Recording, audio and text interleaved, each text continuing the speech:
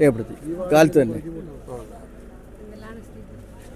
സമാധാനപരമായ പോളിംഗാണ്, ഒരു പ്രശ്നവും ഇല്ല. ഒരു സ്ഥലത്തും നല്ല പോളിംഗാണ്.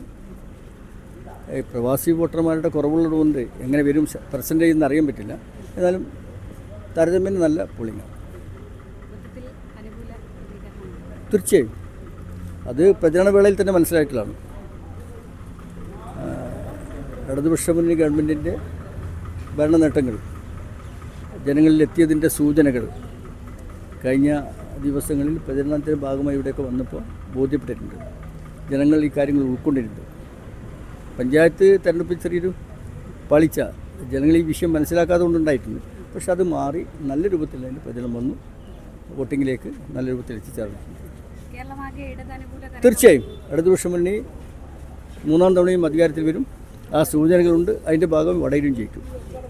മയൂരം കോക്കനട്ട് മിൽക്ക്, മനസ്സിലെന്നും മായാത്ത രുചി.